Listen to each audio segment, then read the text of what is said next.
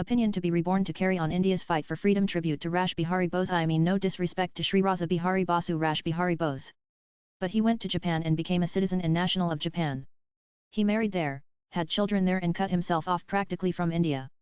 His family lives in Japan as Japanese citizens. There are very eminent persons who sacrificed their lives in India's struggle for freedom, who died abroad and whose memory we cherish.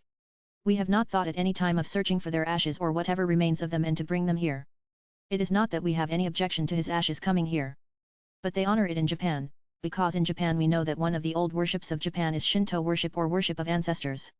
I understand that the ashes of Sri Raja Bihari Basu are honored in his family and worshipped in his family. This is how, in a few perfunctory and disjointed sentences, India's first Prime Minister Pandit Jawaharlal Nehru summed up revolutionary leader Rash Behari Bose's life of epic proportions on November 24, 1961 in the Lok Sabha. Nehru himself was cut off from the revolutionary dimension of the freedom struggle and never cared to honor revolutionary nationalists and their legacies in independent India. The reason was not far to seek.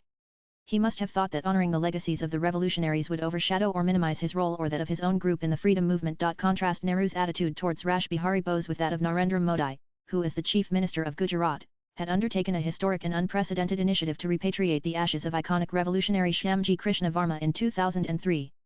Varma, who had died in Geneva in 1930, had willed that his ashes be immersed in a free India.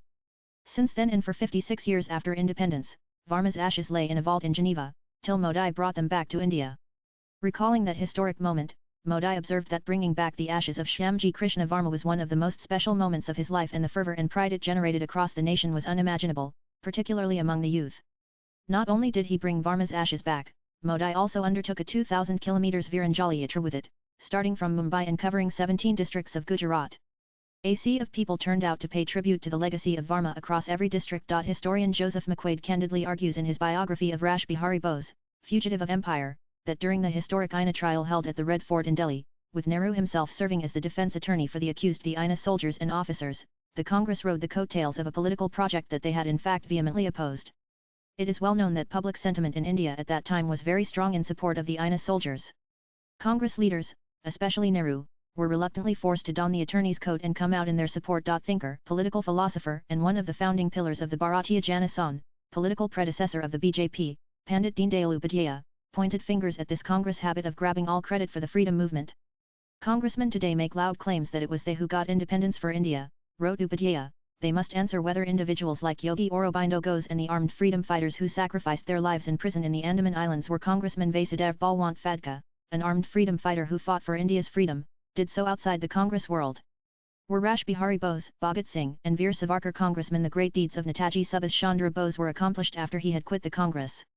Yet, the Congress is out to grab all credit for India's independence, whereas the truth is that it is the millions of Indians who really fought and won India's freedom. The INA was founded by Rash Behari Bose. He eventually handed it and its entire ecosystem to Subhash Chandra Bose, who then led it. McQuaid writes, the INA and the armed struggle for independence that it represented was the culmination of Rash Behari Bose's 30-year-long quest to turn the Indian army against its British leaders. A direct line can be traced from Rash Behari Bose's unsuccessful attempt to instigate a revolt in the Indian Army in 1915 to his seminal role in creating a rebel Indian National Army during the Second World War. A.M. Nair, a close associate of Rash Behari Bose in Japan, writes of the INA in his memoir, An Indian Freedom Fighter in Japan, that Rash Behari saw the INA also act as a symbol of unity to inspire freedom fighters within the subcontinent to seize their opportunity to overthrow the British. One of the earliest chroniclers of Rash Behari Bose's revolutionary exploits, historian Uma Mukherjee, writes of him as one of the greatest leaders and architects of India's revolutionary movement, who played a dynamic role in the achievement of independence.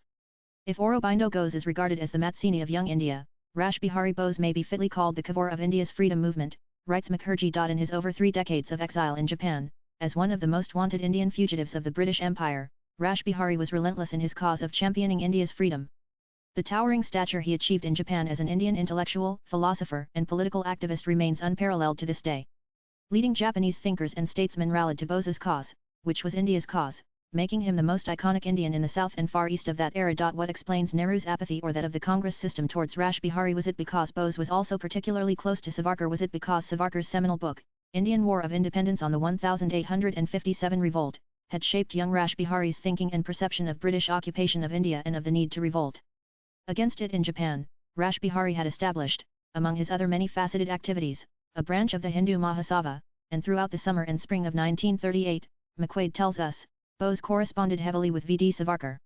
Rash Behari spoke of a panacea rekindling of the civilizational essence of Hindus.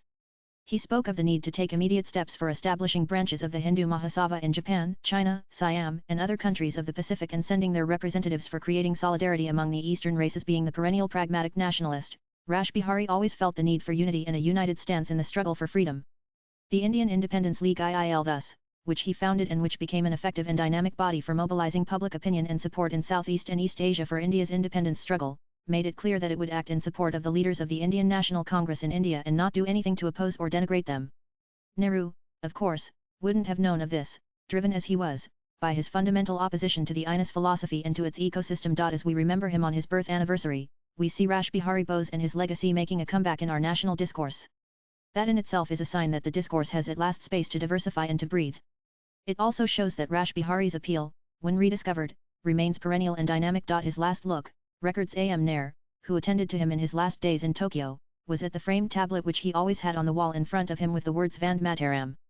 When he knew that the end was near, Rash Behari is said to have told Nair that he would be born again to carry on the fight for India's freedom. Swipe left for next video. Rash Behari Bose had assimilated himself and embodied India's aspiration for freedom. He had not cut himself off from India, as Nehru once argued, he had instead integrated and merged himself in India's civilizational essence and soul. The author is Chairman, Dr. Syama Prasad Mukherjee Research Foundation, and a member of the National Executive Committee, BJP. The views expressed in the above piece are personal and solely those of the author. They do not necessarily reflect NEWS18's views. Latest blogs.